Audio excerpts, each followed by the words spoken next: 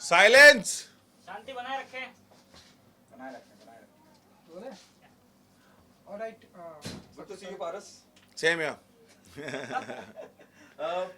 सबसे पहले जानना चाहूंगा, हालांकि कुछ बताने वाले नहीं है, फिर भी क्या शूट कर रहे थे आज क्रोमा? क्यों बताऊं फिर? जब आपको पता है मैं नहीं बताने वाला तो मैं नहीं बताऊंगा, क्योंकि अलाउड नहीं है अभी बताना। जो हम शूट करते हैं वो आपको बहुत जल्द दिखेगा और सबको दिखेगा और सबको पता चलेगा कि हमने क्या शूट किया है। कितना मिस किया मुंबई को? Good to see you yesterday, है ना। आप एक काफी लंबा वक्त हो गया, कोरोना वगैरह ये सब था, और कल एयरपोर्ट पे भी मैंने देखा बहुत फैंस वगैरह आगे पीछे। जी अच्छा लगा इतने टाइम बाद कि मैं मुंबई आया, क्योंकि कोरोना था तो मैं चंडीगढ़ चला गया था। वहाँ पर जाके मैंने अपना प्रोडक्शन हाउस खोला है, म्यूज़िक लेबल खोला है और we are making music videos, और म्यूज़िक वीडियो में हम काम भी कर रहे हैं। तो अभी शूट मुंबई में हमको मिले हैं 2-3, तो हम वही कंप्लीट करने आए हैं। तो कल जब एयरपोर्ट पे आए थे तो काफ़ी फैंस मिले, और मुंबई में जब आपको फैंस पकड़ते हैं तो सीरियसली मतलब आपके ऑल ओवर फैंस हैं, क्योंकि मुंबई में इट्स वेरी कॉमन कि आपको कोई भी स्टार कहीं पे भी दिख जाता है। तो यहाँ पे भी अगर इतनी फ़ैन फॉलोइंग है तो you know I am feeling great कि यार हर जगह इतनी अच्छी फ़ैन फॉलोइंग है। So thank you very much for loving me and Mahira of course या। अरुण गोविल साहब पूछिए। जितना आपकी हमने सुना कि सिंगल एल्बम है, म्यूजिक एल्बम है, थोड़ा सा उसके बारे में अगर कुछ बता सकते हैं। अच्छा रिस्पांस भी मिल रहा है, मतलब पीपल आर लविंग इट। या तो अभी हम जो म्यूज़िक वीडियोस कर रहे हैं वो तो आपके पास धीरे धीरे आती जाएंगी, पर जो हमारे प्रोडक्शन की, जो मेरे प्रोडक्शन कुबेरा सीरीज़ की जो आएगी म्यूज़िक वीडियो, वो नवंबर में आएगी। उसके बारे में मैं अभी बताना चाहूँगा। वो गाना ऑलरेडी वायरल है, तो उसके अब जब वीडियो देखेंगे तो आपको पता चलेगा कि गाना कौन सा है। और गाने में मैं और माहिरा बहुत ही अलग लुक लेके आए हैं। माहिरा कैसीनो में लहंगे में आई है। कैसीनो में कौन लहंगे में जाता है? कोई नहीं, पर हमारी माहिरा गई है। और जैसे कि माहिरा ने गाना किया था मैनू ले दे महंगा लहंगा ले जानिया, और एक उसका गाना था कि तेरे लहंगे में हीरे जड़वा दूंगा। तो मैंने उसके लहंगे में हीरा भी जड़वाया और महंगा ही लहंगा लिया। कितना महंगा लिया मैं ये नहीं बताऊँगा, कितना महंगा लिया कि लाखों में लिया है, पर लहंगा बहुत ही महंगा है। और उसके बाद जो मेरी लुक है वो बहुत ही ज़्यादा इंस्पायर्ड है रणवीर सिंह से। तो रणवीर सिंह आपको पता ही है, मैं उसको कॉपी तो करता ही हूँ, उसके जैसे कपड़े पहनना चाहता हूँ, क्योंकि वो जो कपड़े पहनते हैं इस लाइक वो डिफरेंट होता है थोड़ा, जो कि वरना नॉर्मल लड़के क्या पहनते हैं, T shirt jeans pants coat, इतना ही। तो मुझे इतने में मेरा पेट नहीं भरता, मुझे इतना चाहिए। तो रणवीर सिंह क्या है, उसके पास बहुत सारे कपड़े हैं पहनने के लिए, तो उसको मैंने कहीं ना कहीं मैं उनसे इंस्पायर्ड हूँ, इसलिए मैंने वैसी लुक रखी। यार it also remind me of Deepika Padukone of Ramlila, and the way Ranveer Singh have dressed up in Ramlila. जी क्या वही कॉन्सेप्ट होने वाला है? नहीं, ये रामलीला वाला कॉन्सेप्ट नहीं है, ये बहुत ही अलग कॉन्सेप्ट है। जब आप देखोगे तो आपने लुक शायद देखी होगी। लुक तो मैंने रिवील कर दी है उसको। वाइट टाइगर प्रिंट है, लोग उसको जेब्रा प्रिंट बोल रहे हैं। It's not zebra, it's tiger print, white tiger print, और वो टाइगर की ही लुक है। परस बिग बॉस चर्चा का विषय है, फिर से चालू हो चुका है, और कैसे आग बंद करते वक्त चला गया जी। मतलब मुझे तो लग ही नहीं रहा कि 1 साल हो चुका है बिग बॉस को। दूसरा बिग बॉस भी आ गया, बिग बॉस 14। मुझे लग रहा है कल की बात है, जब हम एंट्री कर रहे थे तो मेरे दिमाग में वही चलता रहता है। और जो हमने वहाँ पे जर्नी निकाली है 4.5 महीने, लगता ही नहीं कि वो 1 साल पुरानी बात है। ऐसा लगता है कि कल की बात है। तो अच्छा लगता है सोच के, लेकिन अभी बिग बॉस 14 शुरू हो चुका है। तो मैंने बिग बॉस 14 के सिर्फ स्टार्टिंग के 2 एपिसोड देखे, उसके बाद मुझे टाइम नहीं मिल पाया क्योंकि मैं अपना काम कर रहा था। तो बिग बॉस 14 में जो मैंने देखा है अभी तक, वो सिर्फ यही देखा है कि शुक्ला ही चमक रहा है।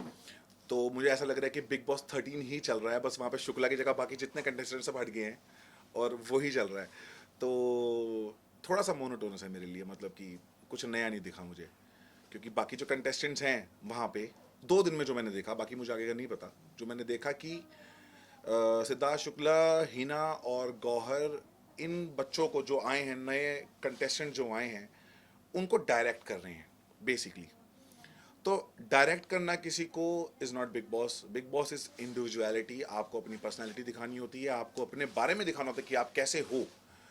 तो इसलिए मुझे थोड़ा सा मोनोटोनस लगा, और बाकी शुक्ला है वहाँ पे तो वो अकेला ही एंटरटेन कर रहा है, तो इस वजह से हमने देख लिया। क्या मानते हैं कि जो इतिहास बिग बॉस 13 ने रचा, उस सीजन ने रचा, उसको तोड़ पाना या उस तक पहुंच पाना बड़ा मुश्किल जी। बिग बॉस 13 में जो हमने कांड किए, और बिग बॉस 13 का जो टीआरपी गया था, और बिग बॉस 13 जो इतना फेमस हुआ था, मुझे नहीं लगता कि इतनी जल्दी कोई भी सीजन उसको तोड़ पाएगा। पर मैं चाहूँगा कि बिग बॉस हमेशा हिट जाए, क्योंकि मेरा फेवरेट शो है। मुझे सब कुछ बिग बॉस नहीं दिया है। आज की डेट में मैं जो हूँ वो बिग बॉस की वजह से हूँ। लोग मुझे जो प्यार दे रहे हैं, और जो मैं अपना प्रोडक्शन हाउस भी खोल पाया, तो मेरी यही प्लानिंग भी मेरी यही थी कि मैं बिग बॉस के बाद अपना प्रोडक्शन हाउस खोलूँगा। लेकिन मैं यही कह रहा हूँ कि बिग बॉस एक ऐसा प्लेटफॉर्म है, अगर आप उसको दोगे तो वो आपको देगा। अगर आप कुछ नहीं करोगे तो यू वोंट गेट एनीथिंग। आप बिग बॉस को नाश मार रहे हो। तो उससे ऐसा होता है कि आगे आने वाले कंटेस्टेंट्स, एक्टर्स जो होते हैं, वो भी सोचते हैं कि क्या यार, बेकार था लास्ट सीजन। इस सीजन हर कोई खुशी खुशी गया होगा कि मैं बिग बॉस जाना है, बिग बॉस जाना है, क्योंकि बिग बॉस 13 बहुत हिट गया था। अब बिग बॉस 14 अगर, मतलब भगवान ना करे ऐसा, क्योंकि मेरा बिग बॉस वालों से बहुत प्यार है, कलर्स वालों से बहुत प्यार है, मैं चाहता हूँ कि शो बहुत हिट जाए, पर जिस तरीके से कंटेस्टेंट अंदर खेल रहे हैं वो इंटरेस्टिंग नहीं लग रहा है मुझको। तो मैं, मेरी अगर अंदर तक बात पहुंचती है, या फिर मैं अंदर जाता हूँ, तो मैं बोल के कि शो को नाश मारने की जरूरत नहीं है। बेटर है कि आप अपना पॉइंट ऑफ व्यू रखो। अगर आपको कोई चीज़ सही नहीं लग रही है, शुक्ला की, हीना की, या किसी की भी, गौहर की, तो आप उस पर बात करो, उस पर मना कर दो।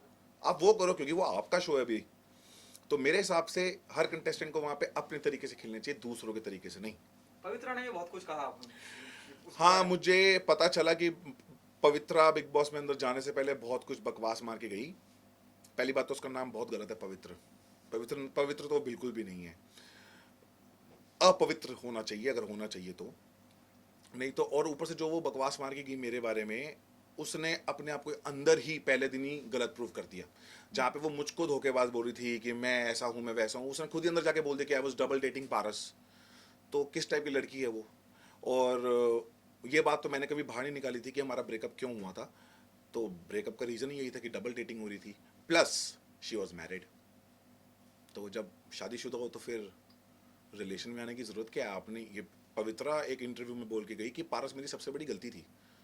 ऑफ कोर्स, तो मैं सबसे बड़ी तुम्हारी गलती था कि तुम शादीशुदा थे, और शादीशुदा होने के बाद आप मेरे साथ रिलेशनशिप में थे। तो ये सबसे बड़ी गलती थी। या right. Okay, whom do you see? Tamboli is there, Jasmine is there. Whom do you see? You know, they या are तंबोली है वहाँ पे। तंबोली मुझे लग रहा है कि सिर्फ कॉपी कर रही है वो हमारे एक्स कंटेस्टेंट्स की। तो ex जैसे। मैं नाम नहीं लेना चाहता कि किसकी कॉपी कर रही है, वो लोगों को पता ही है किसकी कॉपी कर रही है। और दूसरी वहाँ पे जैस्मिन है, तो जैस्मिन मुझे कहीं ना कहीं सेंसिबल लगी। उसकी जो, मतलब जैस्मिन भी जब एंटर करी थी बिग बॉस में, वो भी मुझे लग रहा है कि वो हमारे एक्स कंटेस्टेंट की कोशिश करी थी कॉपी करने की, लाइक बच्चा बनना या वो सब। तो वो ठीक था। मुझे, मैं थोड़ा डिसअपॉइंटेड था उसकी एंट्री से कि यार ये ऐसी तो नहीं है। क्योंकि जब बिग बॉस 13 में वो आई थी 2 बारी Guest. एज अ गेस्ट, तो वहाँ पे उन्होंने अपनी एक बहुत ही अलग पर्सनैलिटी दिखाई थी। लेकिन फिर भी मैं जैस्मिन को गलत नहीं बोलूँगा। जैस्मिन जब अंदर गई तो उनका जो एटीट्यूड था वो मुझे बहुत अच्छा लगा, कि हर चीज़ पे स्टैंड लेना, हर बात को बोलना कि नहीं ऐसे नहीं, ऐसे ऐसे नहीं, ऐसे। तो मुझे लगता है कि जैस्मिन बहुत अच्छा कर रही है इस वक्त फिलहाल। एजाज। एजाज को मैंने स्टार्टिंग में 2 दिन देखा। मैंने देखा कि this guy is very interesting है। वो थोड़ा सा ऐसा है कि वो सोशलाइज नहीं है, लड़कियों को छूता नहीं है, और फिर भी वो कोशिश कर रहा है थोड़ा सा। मतलब वो कहीं ना कहीं मुझे इंटरेस्टिंग लग रहा है, क्योंकि जो वो नहीं करता शायद वो कर रहा है। तो विच इज़ ग्रेट। तो उसको अपनी पर्सनैलिटी दिखानी चाहिए और अच्छा निकल के आना चाहिए। एक लव एंगल निकल रहा है एजाज हाँ और जी। पवित्रा के बीच में ओ, अगर ये लव एंगल निकल रहा है तो मैं एजाज भाई के लिए प्रे करूंगा कि यार इसकी ज़िंदगी सही रहे, वरना ये बंदे की तो ज़िंदगी झंड होने वाली है अगर इस लड़की के साथ रहा तो। ये पवित्र से अब अपवित्र तो ये लड़का हो जाएगा हमारा। इतना अच्छा लड़का है एजाज, और हमने उनको पहले भी देखा है टीवी पे, और काफ़ी अच्छा काम करते हैं, अब काफ़ी काफ़ी नोन है। तो ऐसे लोगों से दूर रहना चाहिए। जान कुमार सानू, राहुल वैद्या। राहुल वैद्या इज़ अ ग्रेट सिंगर। हमने उनको इंडियन आइडल में देखा हुआ है। और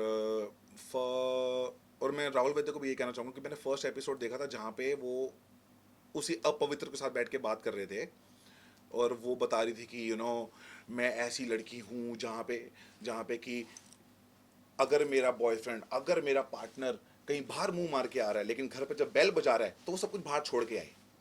और उसने बोला वाह यार लड़का कितना लकी होगा। उसने मुझको भी सेम लाइन बोली थी, मैंने भी यही बोला था कि वाह यार लड़का तो बड़ा लकी होगा। पर वो बात बोली थी ना कि मेरा पार्टनर ऐसे करे तो I have no issues, actually में वो बात अपनी करी थी कि बाहर जितना मर्जी कुछ करके आए, लेकिन गेट पे आऊंगी तो सिर्फ तेरी ही होंगी। So that was a thing. वो अपने लिए बात करी थी, दूसरों के लिए नहीं। Okay, what else is happening apart from the production house? आप शूट के लिए भी यहाँ आना शुरू हाँ हो जी, गया है। हाँ जी। और क्या जी some big तो project, big screen? हाँ जी तो बहुत ही जल्दी अभी तो मैंने म्यूजिक लेबल ऑन किया है और म्यूजिक लेबल भी मैंने ऑन क्यों किया है क्योंकि किसी ने बोला था कि पारस में वो कैलिबर नहीं है और वो किसी अगर वो देख रहा होगा तो उसको पता होगा कि कैलिबर बेटा कितना है तुम्हारे सामने प्रोडक्शन हाउस खड़ा करूंगा और तुम्हारे आगे ही आऊंगा अब मैं एक्टर नहीं हूँ तुम्हारे जैसा ही हूँ तो कैलिबर इतना है मेरे अंदर अभी तो मैं म्यूजिक वीडियोस बना रहा हूँ जनवरी फरवरी से मूवीज भी बनेंगी और वेब सीरीज भी बनेंगी क्योंकि यही मेरा प्लान था Fine. Thank you कितना so much. कंट्रोवर्शियल हो गया अभी ये चाहते आते अपने जो दर्शक हैं जैसे हाँ। कि आपने बताया हमें बहुत ही हाँ। एयरपोर्ट पे बहुत प्यार मिला मैंने फाड़ दी पैंट नहीं लेकिन फिर भी या एयरपोर्ट पे बहुत प्यार मिला तो अपने फैंस के लिए जिन्हें काफी बेसब्री से इंतजार जी, होता आपके जी, अपकमिंग प्रोजेक्ट क्या है जी, क्या जी। उन्हें कुछ कहना चाहेंगे तो अभी मेरे कम से कम 3 से 4 गाने रिलीज होने वाले हैं और एक मेरे प्रोडक्शन का खुद एक गाना रिलीज होने वाला है जो कि बहुत वायरल है ऑलरेडी सारे टिकटॉकर्स ने बनाई हुई है वीडियो हाँ मैं बता चुकी हूँ अच्छा मैं फिर बता देता हूँ हमारे सारे टिकटॉकर्स ने सारे इंस्टाग्राम वालों ने सारा सोशल मीडिया ने वो गाने पे वीडियोस ऑलरेडी बनाई हुई हैं तो फिर से बनाओगे तुम नए तरीके से बनाओगे it's okay and 2 web series हम करने वाले हैं महरा और मैं और फरवरी में मोस्ट प्रोबेबली फरवरी या फिर मार्च में हमारी मूवी भी स्टार्ट होने वाली है एक सो होपिंग कि सब कुछ अच्छा जाए और आप लोगों का प्यार ऐसे ही मिलता रहे और सभी फैंस को मैं यही कहना चाहूँगा कि आप प्यार करो या नफरत करो मैं आपको कभी अपने आप को भूलने नहीं दूंगा आपके दिमाग में बसता रहूँगा टन टन टन टन टन Thank you so Thank you, much. जी वेलकम Thank you, boss.